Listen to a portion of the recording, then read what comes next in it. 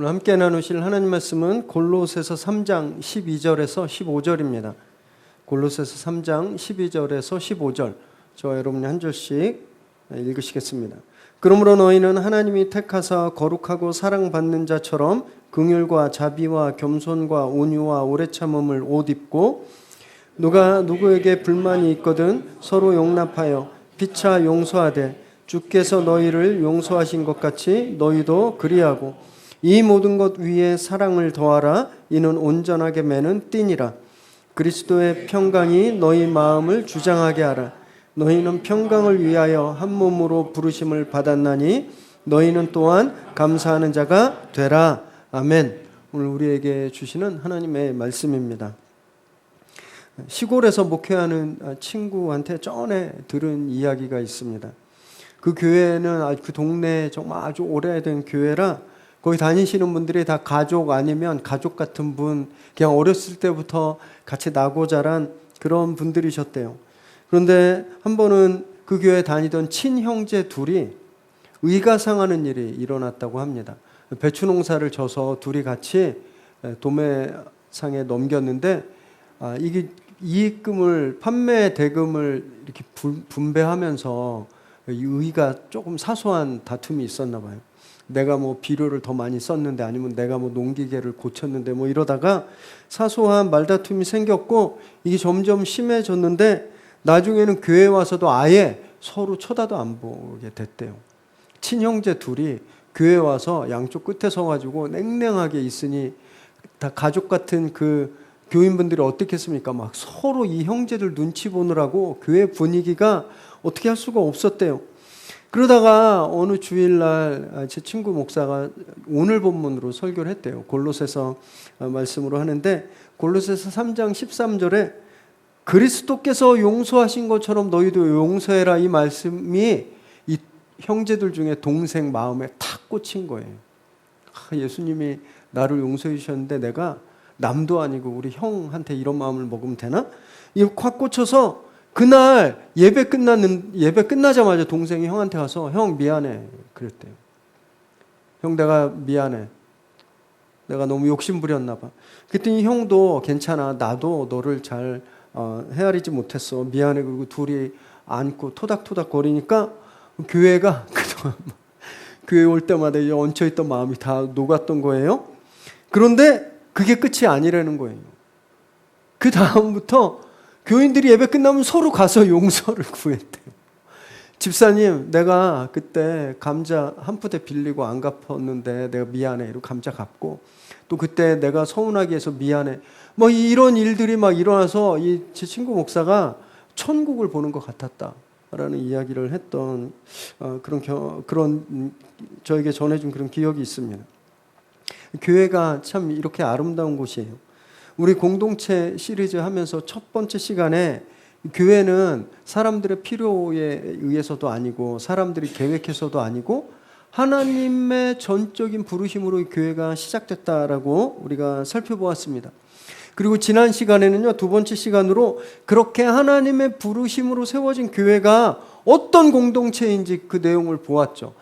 순전한, 이거 뭐라 그랬죠? 심플, 단순한, 계산하지 않고 아주 그냥 단순한 공동체였다라는 거예요. 가족처럼 그냥 서로 이렇게 밥 먹이고 아까울 거 없는, 계산하지 않는, 그냥 무조건적으로 관심과 사랑을 쏟아내는 그런 관계다라는 것을 우리가 지난주에 살펴보았습니다. 그런데 진짜 현실이 그런가요?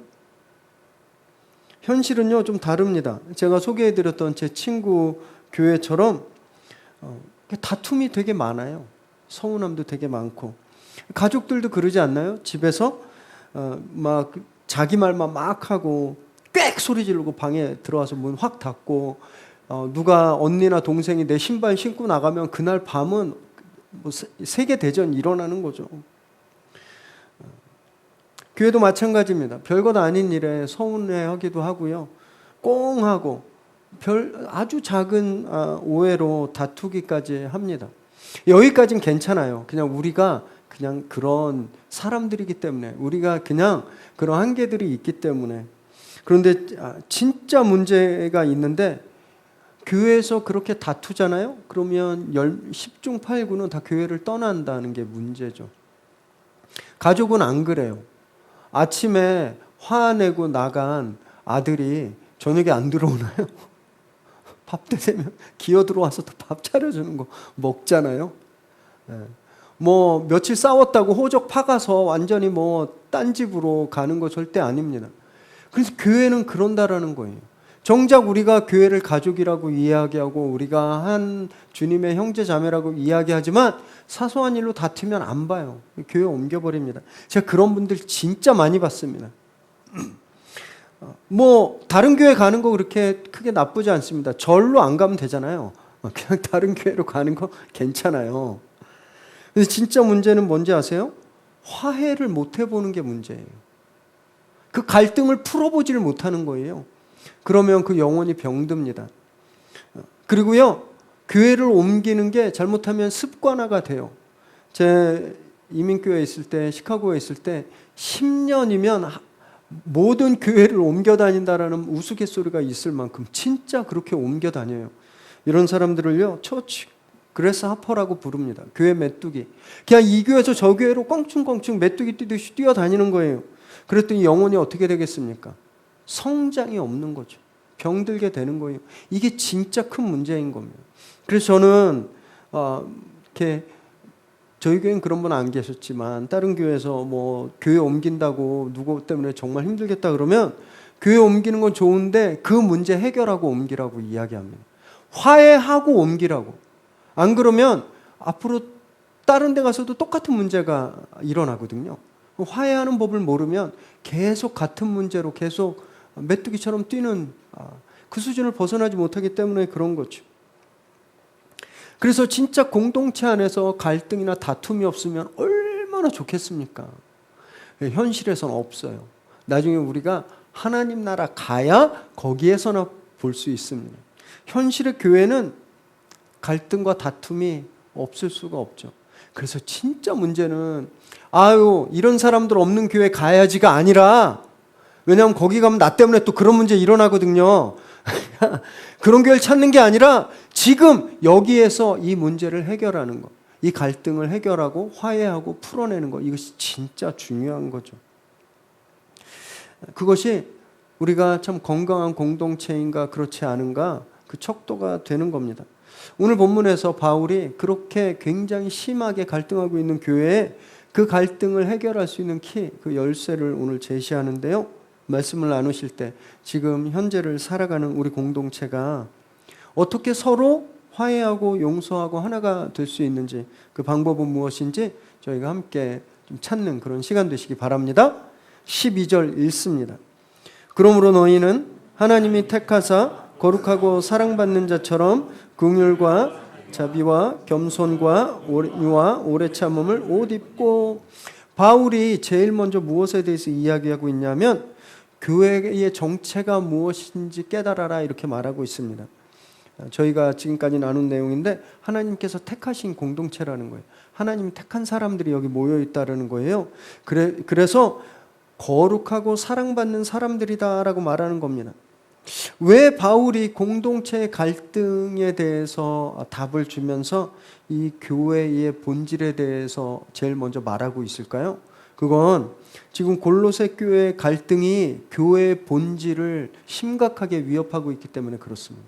이들이 막 싸워서 이 교회가 아닌 거로 되어가는 그런 위험이 있었기 때문에 그래요. 골로새 교회에 대해서 우리가 한번 잠깐 보면 좋겠는데요. 골로새 교회는 무역과 교통의 요충지가 아주 핵심 그 거점에 세워진 교회였습니다. 우리 지도를 한번 딱 띄워줬네요. 여기 지금 휴먼 AI 마우스 포인터 가지고 움직이고 있죠. 이 지도는 터키의 서쪽 항구 쪽입니다. 왼쪽을 보시면 에베소, 위에 서머나라고 있죠. 이 두 항구예요. 저기에서 배가 바다 건너 유럽으로, 또 바다 건너 아래 아프리카, 특별히 이집트 알렉산드리아 항으로 엄청 많은 무역선들이 다니는 항구 도시입니다. 서머나에서 길이 쭉 해서 사대, 빌라델비아 거쳐서 요 골로새까지 오죠. 에베소에서도 길이 쭉 이어져서 골로새까지 오는 거예요.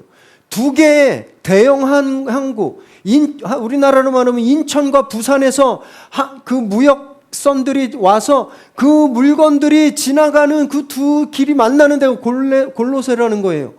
어떤 도시인지 감이 잡히겠죠. 어마어마하게 사람들도 많이 왔다 갔다 하고, 또 온갖 잡템들, 온갖 사방에서, 아프리카, 유럽에서 온 잡템들이 막 저기 넘쳐났을 거 아니에요. 이방 신전들, 뭐 우상들 바글바글 했었습니다. 그 교회, 저 도시에 교회가 세워졌어요. 교회가 어땠을까요? 온갖 사람들이 다 모였겠죠. 그죠? 온갖 문화들이 교회에 막 가득했을 거예요.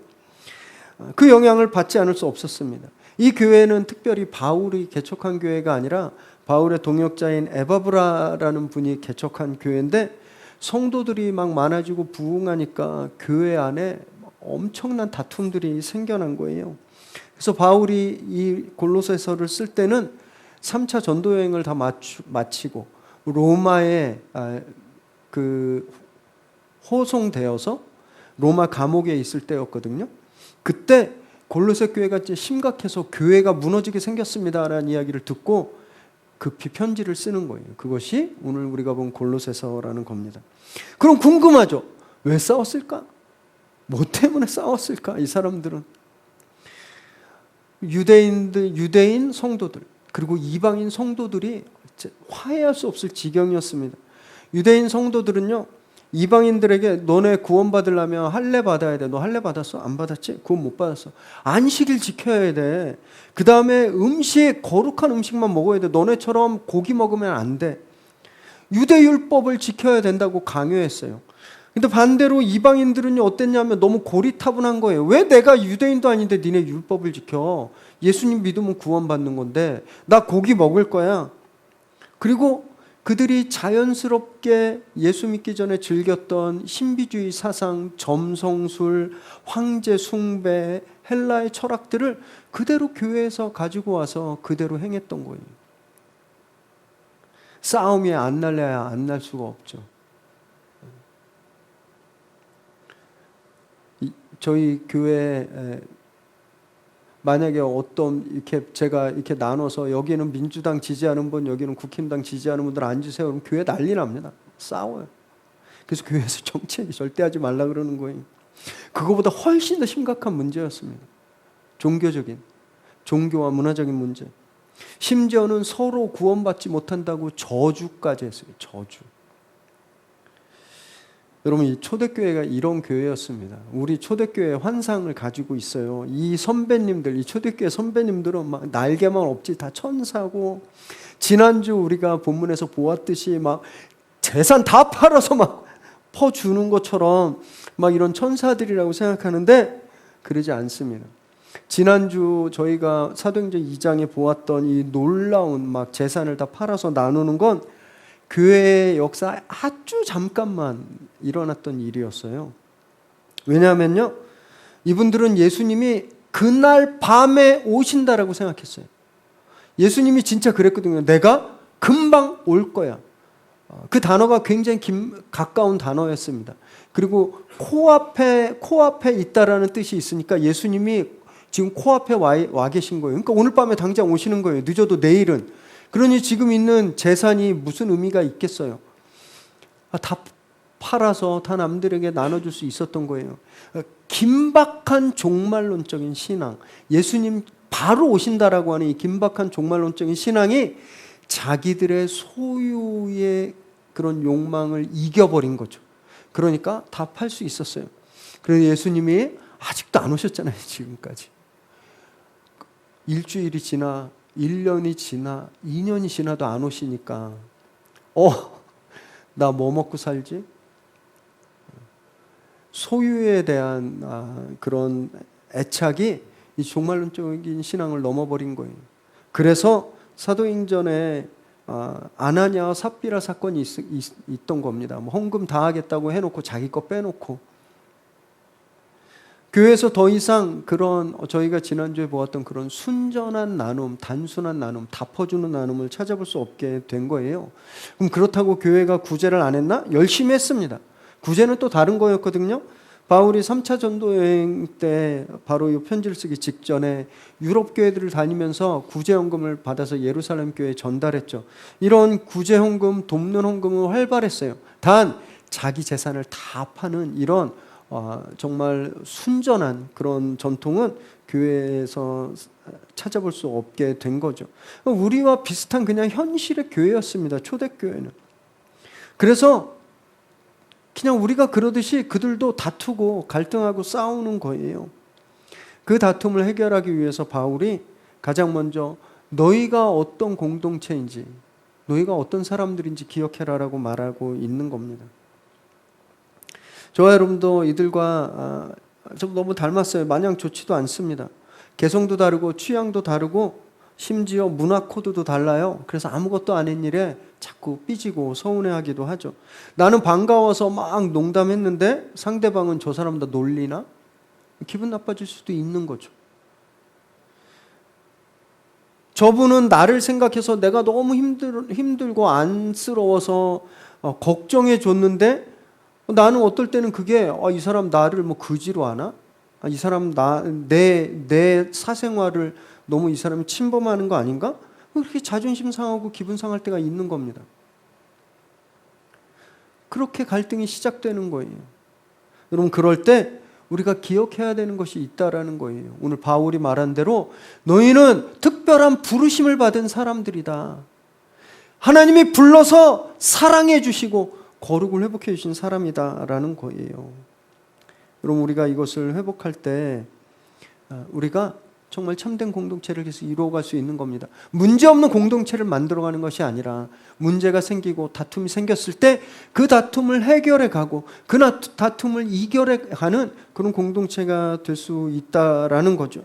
그래서 바울이 이것을 깨달을 때 우리가 이 공동체 안에서 입을 수 있는 5가지 명품 옷에 대해서 말하고 있는 겁니다. 긍휼, 자비, 겸손, 온유, 오래 참음의 옷, 이것을 입으라라고 말하고 있는 거예요.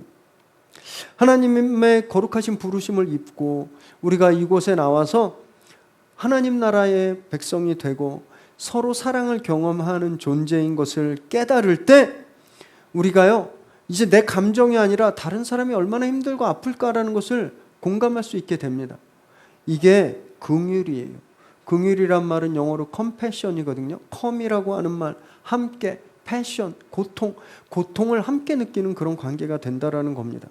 또 우리가 서로 공동체를 이루면요 머릿속으로만 도와야지, 나는 저 사람 도와야지, 나는 착하게 살아야지라고 생각하는 것이 아니라 실제적으로 서로 돕게 되는데 이것이 자비라는 거예요.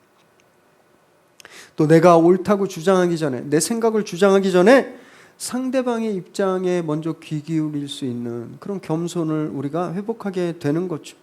그리고 기분 나쁠 때 막 거친 말로, 화난 말로 대꾸하고 툭 치기 전에 정말 여유롭고 부드러운 마음으로 대할 수 있는 온유한 옷을 우리가 입게 된다라는 겁니다.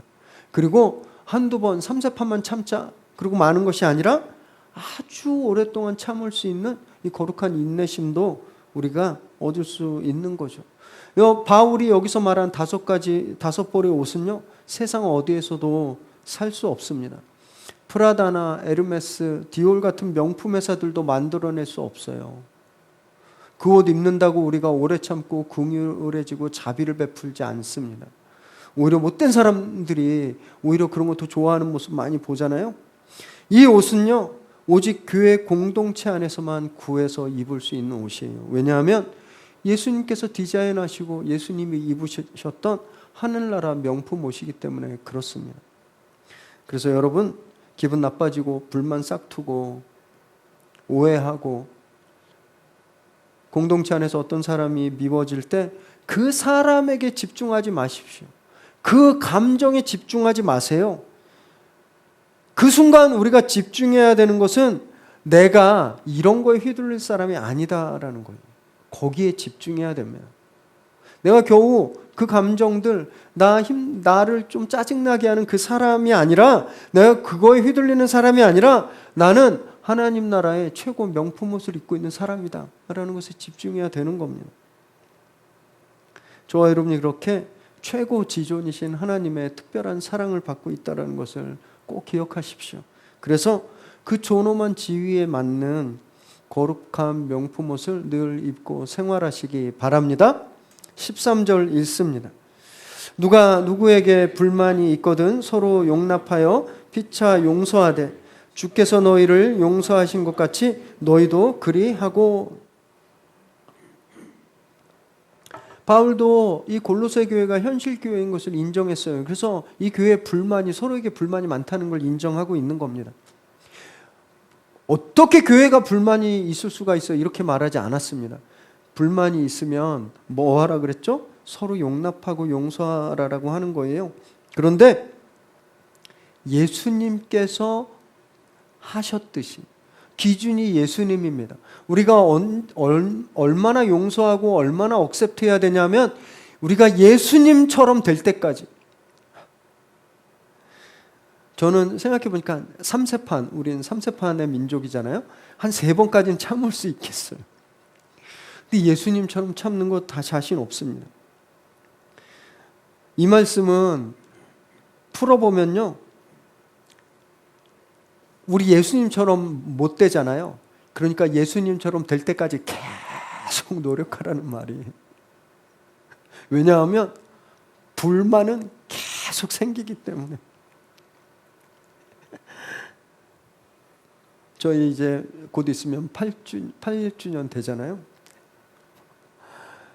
사건 사고 없었을 때가 없으시잖아요.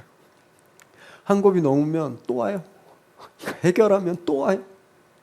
그것처럼 공동체 내에서 갈등과 불만은 계속 있을 거기 때문에 아예 내가 예수님처럼 될 때까지 참겠다라고 마음 먹고 참아가라는 거예요. 그래서 바울이 여기에 굉장히 중요한 단어를 썼는데 용납하다라는 단어를 썼습니다.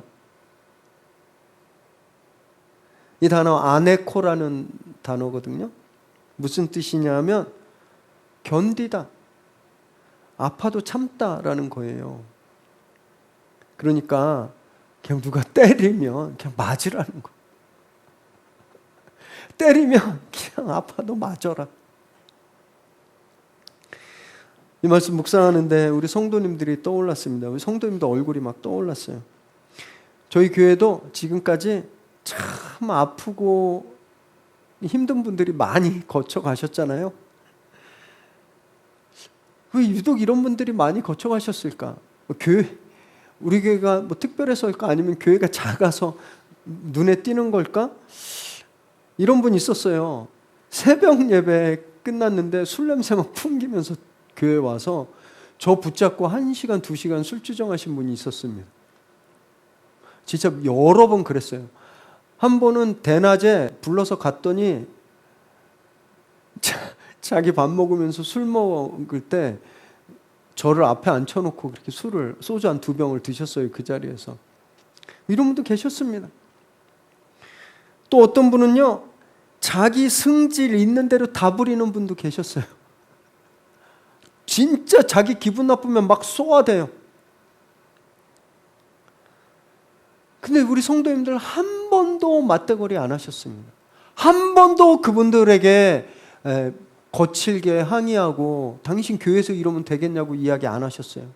그냥 때리는 대로 맞으셨잖아요. 혹시 여기 누가 있나? 그분들 다 교회 떠나셨으니까 여기 안 계세요. 누굴까 이렇게 생각하지 마세요. 네. 또 이런 경우도 있죠. 진짜 교회에 만신창이가 돼서 왔는데 상처투성이로 와서 몇 년을 아주 지극정성으로 사랑을 주고 실제 물질도 주고 음식도 주고 그래서 몇 년 동안 그래서 잘 회복됐더니 자기가 더 좋아하는 곳 생겼다고 가는 분도 계셨잖아요. 그것도 참 아프죠. 그래도 우리 축복하면서 잘 보내줬습니다. 아니면 진짜 수년간 정성을 들이고 사랑을 쏘아 부어도 늘 제자리에 있는 사람들 볼 때도 참 아픕니다. 내가 이 짓 언제까지 해야 되나? 이게 맞나? 내가 이 에너지를, 이 물질을 다른 데 쏟으면 훨씬 더 좋아지지 않을까? 그럼에도 불구하고 오늘 한 번만 더 해보자. 오늘 한 번만 더 해보자. 참고 그렇게 쏟아붓는 거잖아요. 우리 성도님들 너무 훌륭하세요. 진짜 너무 존경스럽습니다. 그래서 저는 우리 교회가 진짜 좋은 공동체 같아요. 진짜 좋은 공동체라고 믿습니다. 사람들이 원래 누울 자리 보고 다리 뻗잖아요. 우리 공동체가 그럴만하니까 그러는 거예요. 이 공동체 와서는 발 뻗으면 그냥 맞아주겠다 생각하니까 그냥 발 뻗고 주먹질하는 겁니다. 심리학자들이 그런 공동체가 오히려 더 건강한 공동체라고 이야기하잖아요. 우리가 무슨 짓을 해도 다 다 받아들여주고, 우리가 뭔 짓을 해도 다 용납해 줄 것 같으니까 교회 와서 성질 부리고 교회 와서 술주정하고 그러는 거예요. 이건요, 우리 공동체가 너무 좋은 공동체라는 겁니다. 우리가 진짜 오늘 바울이 골로새서에서 말씀하시는 것처럼 우리 교회가 진짜 서로 용납하는 공동체이기 때문인 거예요. 그래서 죄송하지만 앞으로도요, 때리면 그냥 맞으시기 바랍니다. 저도 그럴게요. 저도 누가 때리면 맞겠습니다. 아프고 고통스럽겠지만 여러분, 이 모습이 우리가 예수 그리스도를 닮아가는 과정이라고 믿으시기 바랍니다. 그래서 주님 오실 때까지 누구든지 끝까지 용납하는 저와 여러분 되시기를 주님의 이름으로 축원합니다. 14절, 15절 읽습니다. 이 모든 것 위에 사랑을 더하라. 이는 온전하게 매는 띠니라. 그리스도의 평강이 너희 마음을 주장하게 하라. 너희는 평강을 위하여 한 몸으로 부르심을 받았나니 너희는 또한 감사하는 자가 되라. 바울은요, 진짜 괴롭고 힘든 명령을 굳이 내리고 있습니다. 그건 사랑하라는 거예요. 아픈 거 참는 것까지는 어떻게든 하겠어요. 원래 제가 참을성이 되게 많거든요. 막 아시죠? 쑥 찜질하러 갔다가 배에 화상 입을 때까지 끝까지 참고 있었어요.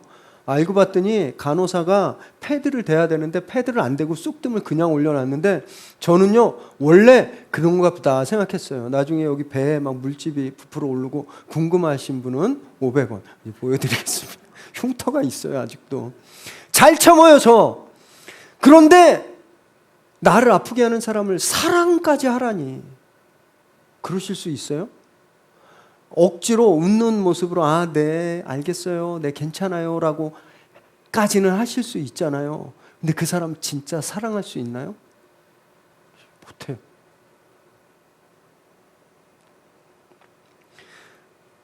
그런데 사랑하지 않으면 다 헛거다라고 말하고 있는 거예요. 온전하게 매는 띠다라고 되어 있잖아요. 14절에 유대인들은 우리처럼 이런 옷이 이게 다 구별되어 있는 옷이 아니에요. 그 사람들은 이렇게 담요 같은 블랭킷 같은 것을 몸에 휘 감고 허리띠를 매야 그게 완성입니다. 허리띠를 안 매면 어떻게 돼요? 이게 계속 흘러내리죠. 속옷이 보여요. 허리띠를 안 매면 옷을 안 입은 거하고 똑같은 거예요. 아무리 잘 둘러도 허리띠를 매지 않으면 헛수고인 겁니다. 바울이 여기서 뭐라는 거예요? 너 참았어? 그래, 잘 참고 용납했어? 때리는 대로 맞았어? 그런데 사랑하지 않으면 그거 다 헛거야 말하는 거예요. 여러분, 성경에 사랑이라는 단어 엄청 많이 나오고요. 여러분, 이 사랑이라는 단어를 대할 때 굉장히 로맨틱하다고 생각합니다. 그래서 우리가 주일날마다 얼굴 보고 사랑합니다, 축복합니다 하잖아요. 성경의 사랑은 되게 잔인한 거예요. 미운데 그 사람을 사랑해야 되는 거예요. 얼마나 힘들어요.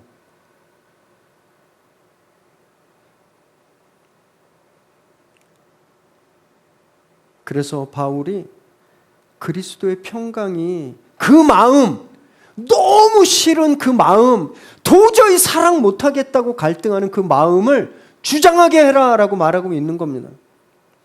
여기서 주장하다라는 말은 judge예요. 심판하는 거예요. 판정 내리는 거예요. 그리고 그리스도의 평강은 예수님 때문에 제가 너무 평화로워요. 이런 감기약 먹은 것 같은 그런 평강이 아니라 그리스도의 평강은 예수님 때문에 하나님과 내가 맺은 화해를 말하는 겁니다. 아셨죠? 우리 옛날엔 죄 때문에 하나님과 평화로울 수 없었어요. 우리가 하나님께 가면 어떻게 됐죠? 죽었습니다. 하나님이 우리를 죽여야만 했어요. 그런데 예수께서 십자가에서 죽으심으로 하나님과 우리가 평화로운 관계가 됐죠. 십자가. 그리스도의 평강이 그 십자가예요. 자, 이런 거예요. 그 십자가가 판단 기준이 되라라고 하는 말이에요. 너무 화난데 내가 저 사람을 용납할까 말까?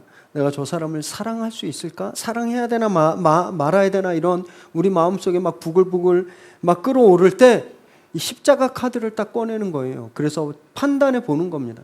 내가 예수님보다 훨씬 더 고통스러운가? Yes. 그럼 화내세요. 근데 십자가 카드를 딱 놓고 봤는데 예수님보다 하나도 고통스럽지 않아.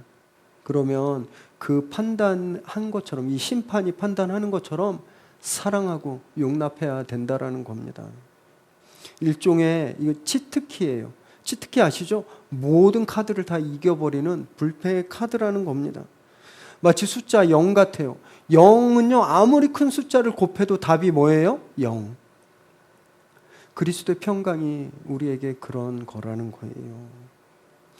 십자가 앞에 나오면 우리가 깨닫는 게 있어요. 나 죽을 뻔했는데 이 십자가 때문에 살았구나. 와, 내가 목숨을 얻었는데 이게 무슨 문제라고? 내가 예수님 때문에 죽었다 살아났는데 이거 조금 뺏어간다고 이게 무슨 문제라고?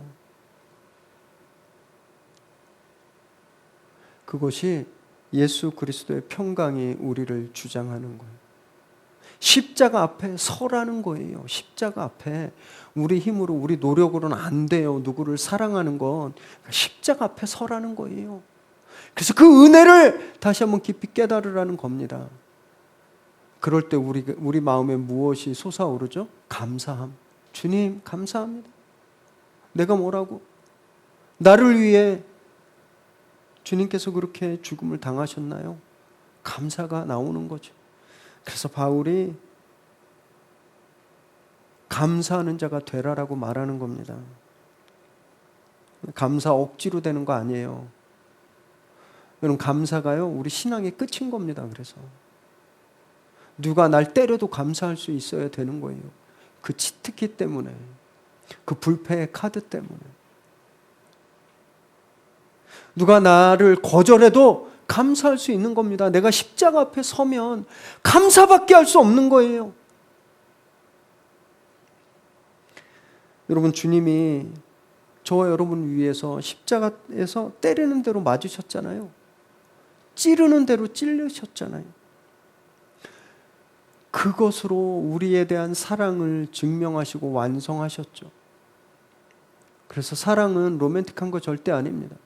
성경에서 말하는 사랑은요, 고통과 아픔이 있는 사랑이에요.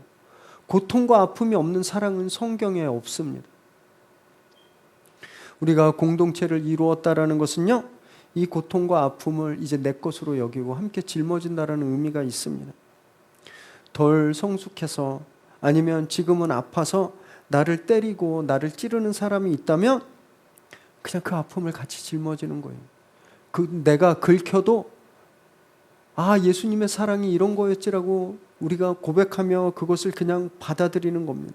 그리고 그 긁힘을 십자가 앞으로 가지고 나오는 거예요. 그 안에서 우리가 나를 회복시키는 주님의 은혜를 우리가 또 경험해야 되는 겁니다. 여러분, 그 십자가 카드를 늘 꼭 한 장씩 가지고 다니시기 바랍니다. 그래서 어떤 상황에서든 그 십자가 카드로 판단하시고 그 카드가 결정 내리는 대로 순종하는 저와 여러분 되시기 바랍니다. 그래서